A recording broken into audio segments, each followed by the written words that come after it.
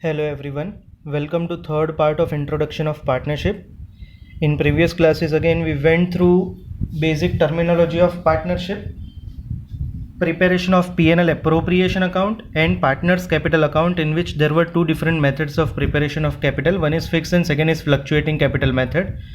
Now today we will be looking into the accounting treatment part of this chapter, means the accounting procedure begins from here.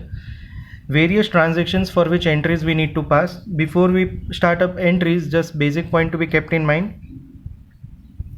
The balance of capital are automatically derived, so no journal entry is to be passed for the same. Other than that, the entries which are to be recorded are for interest on capital to be provided to partner. When interest on capital is to be provided, entry will be interest on capital as our expense to be debited to partner's capital account, whoever partner is supposed to receive. Now if we are dealing with fixed capital method, we need to use the term current account. If we are dealing with fluctuating capital, we need to use the term capital account. This is for providing interest to owner, so owner's account will increase, so his account is credited, and this is expense from firm's point of view, so it has been debited. And then same at the end of the year, expenses are to be transferred. So normally expenses are transferred to P&L account, but when expense is from point of view of firm and partner, it will be recorded in P&L appropriation account. So entry for same will be P&L appropriation to interest on capital account. Then same way, if firm is providing salary, bonus, commission or remuneration to a partner, entry will be respective partner's salary, bonus, commission or remuneration debit to respective partner's capital or current account, depending upon the method. And when at the end of the year same is to be transferred as an expense, entry will be P&L appropriation to salary, bonus, commission or remuneration account. Then when we speak about interest on drawings, it is not an expense for the firm, instead it is income. It is amount receivable by firm from the partner, so it will be charged by the firm. So from firm's point of view it will be treated as an income, and from partner's point of view it will be treated as an expense. So partner is supposed to pay, his capital will reduce, and in order to reduce capital we need to debit it. So entry will be partner's capital or current account debit to interest on drawings account. And at the end of the year when same is to be transferred, entry will be interest on drawings as an expense which was previously been credited, now will be debited and will be transferred to P&L appropriation account. Then furthermore, in certain cases firm may decide to keep aside certain amount of profit towards reserve. So in case if firm is setting aside certain amount of profit towards general reserve, entry will be P&L appropriation to general reserve. Again, this is possible only when firm earns profit. In case of losses, firm will not be able to create reserves. Then finally, about balancing. On balancing, we will be getting the resulting answer as divisible profit or divisible loss. So on balancing, if the total of credit is exceeding debit, difference will be on debit side, that will be termed as net divisible profit, which will be transferred to partner's capital account. So in P&L appropriation, we will be writing to partner's capital. So entry will be P&L appropriation to partner's capital account. Same way, if loss is incurred, that loss will be charged to partner, and in order to charge partner's capital have to be debited. So entry will be partner's capital or current account debit to P&L appropriation account. These were the entries or transactions taking place between firm and partner. Now there is one more transaction for which we have not passed entry, that is drawings. During the year, if partners are making drawings, entry would be drawings account debit to cash or bank or asset. And finally, when it is transferred, the drawings are to be charged to owner's account. So if we are dealing with fluctuating capital method, it will be charged to partner's capital account. So entry will be partner's capital account debit to drawings. And if we are dealing with fixed capital method, entry will be partner's current account to drawings. So for that, entry is not passed here, it is implied. Then next one, coming towards one important provision, that is related to loan. Whenever loan is granted by a partner, it is not recorded in P&L appropriation or partner's capital account. Instead, it is specifically treated as a liability, and those liabilities are directly transferred to balance sheet. And the interest for same is not considered as an appropriation, instead it is considered as a charge, and those charges are to be charged to P&L account. So for charging interest on loan, entry would be interest on loan account debit if it is paid immediately, so to cash, and if it is yet to be paid, the outstanding interest on loan. So entry will be interest on loan account debit to cash or to outstanding interest on loan. And when the same is to be transferred, entry will be P&L account debit to interest on loan. So these are the basic entries we need to keep in mind in this chapter. Okay, now the next topic is related to the understanding of interest on capital, whether it is to be considered as an appropriation or as a charge. So it will be predetermined in partnership agreement whether interest on capital is to be considered as appropriation or it is to be considered as charge. However, if it is not clarified in partnership deed, it is implied that it will be treated as an appropriation.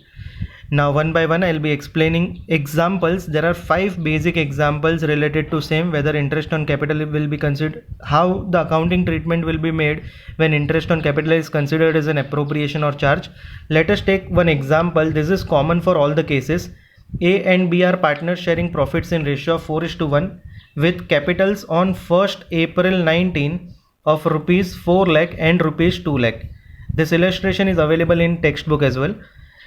We are required to prepare P&L appropriation as on 31st March 20, means when the accounting year ends, under following cases. Now this is the first case when profit of the firm is rupees 40,000 and no provision is made for interest on capital in partnership deed. So now one point to be kept in mind, when there is no provision in partnership deed with regard to interest on capital, that means no interest on capital will be provided to a partner. So in that case, how it would be presented? So in P&L appropriation account, the value of net profit which was provided in question will be transferred to credit side of P&L appropriation account.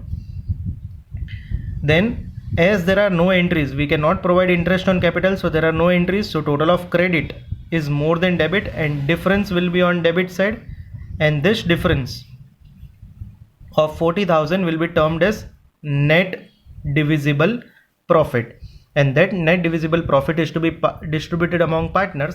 So entry will be P&L appropriation account debit to partners capital account, and the distribution of amount will be in their profit sharing ratio, which was 4:1. So accordingly 40,000 into 4/5, 40,000 into 1/5, that will give 32,000 and 8,000.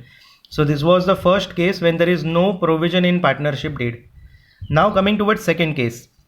In second case, profit of the firm is 80,000 and interest on capital is to be provided at 10% per annum as per the partnership deed. Means now in this case there is a term in partnership deed which states interest is to be provided at 10%. So whenever these kind of sums are given, just try to understand, do we have enough profit to provide interest? Like in this case, what is the amount of capital? Opening capital of A was 4 lakh, opening capital of B was 2 lakh. So 4 lakh plus 2 lakh total comes to 6 lakh. On 6 lakh at the rate of 10%, या फिर if you want you can calculate individually also. 4 lakh का 10% 40,000, 2 lakh का 10% 20,000, so 40 plus 20 60,000 would be the total value of interest and capital, and we have 80,000 rupees of profit. That means we are having enough profit to provide interest on capital. So as we have enough profit to provide interest on capital, we will be providing interest on capital in full. So in this case the presentation would be this way. In P&L appropriation, first we will be transferring this value of profit on credit side by net profit brought down. Then as we have enough profit, we will be providing interest on capital to partner. So entry for providing interest on capital to partner is P&L appropriation to interest on capital, and the same when provided to partners, entry will be interest on capital to partners capital, but we are not concerned with that part right now.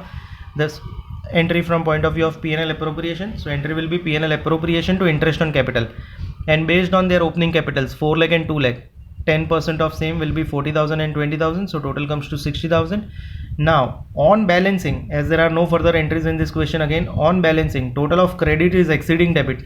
So first note down the total of credit side, same value on debit side, and difference on debit side will be again termed as net divisible profit, which will be transferred to partners capital. So entry will be P&L appropriation to partners capital account, and again whatever amount of divisible profit is there, that is 80 minus 60 20,000, will be distributed among them in their profit sharing ratio, which was 2:1. So 20,000 into 4/5 and 20,000 into 1/5, that's the distribution of profit. This was second case. Now coming towards third case. In this case profit of the firm is only 30,000, whereas interest on capital is to be provided at 10%. Again capitals were 4 lakh and 2 lakh, so 10% of same comes to 40,000 and 20,000, total comes to 60,000, but we do not have enough profit to provide interest on capital. So now question arises whether interest on capital is to be considered as an appropriation or charge. So whenever it is not clarified in the question, you have to consider it as an appropriation. Again I am repeating, whenever it is not clarified in the question, it has to be considered as an appropriation. Okay, so continuing further, again I am repeating, whenever not clarified in the question whether interest on capital is to be considered as appropriation or charge, we have to consider it as an appropriation. So in this case, that is third one, how to deal with same. The first point is record the amount of net profit as per question. As per this case, net profit was available to the extent of 30,000, so that would be recorded. Now just a rough working for same is required, and that working will be this way.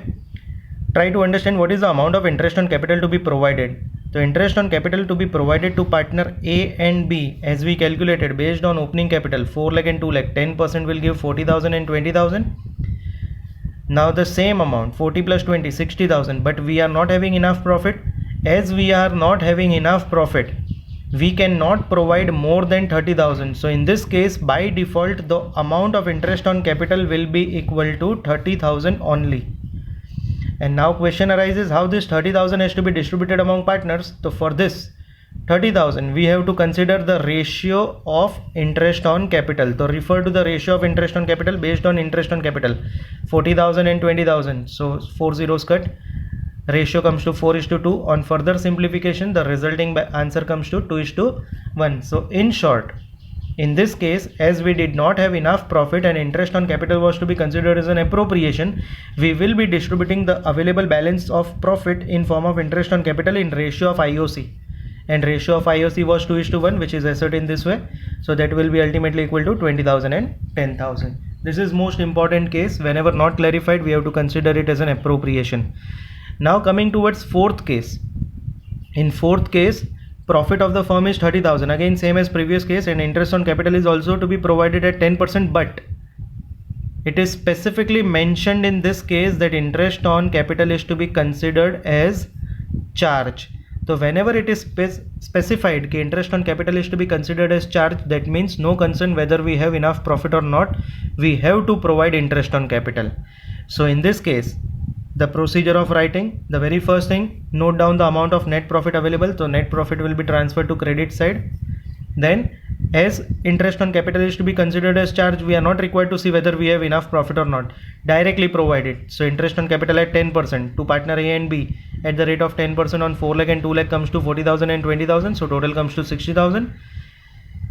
Here we did not check just because interest on capital was considered as a charge. Now final phase of balancing. So on balancing, in this case, total of credit was only 30,000, whereas total of debit was 60,000.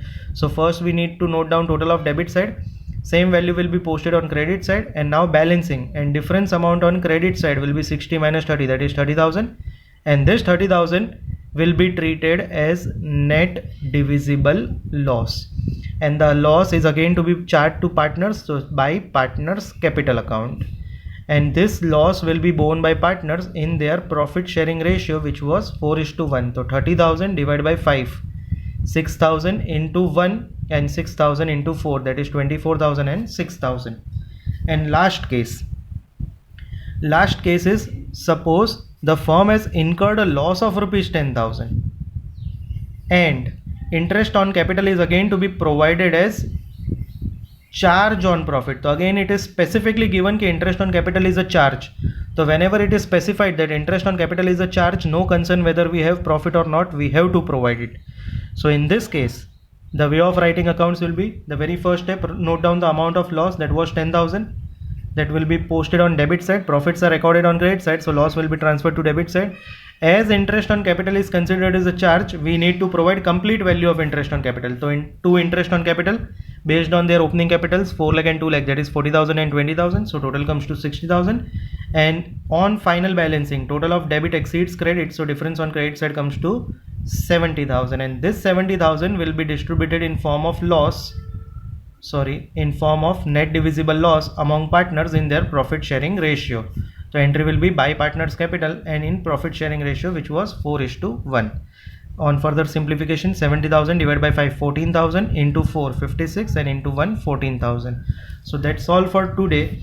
just go through it again. Then tomorrow onwards we are going to start up with exercise questions. Thank you. Have a good day.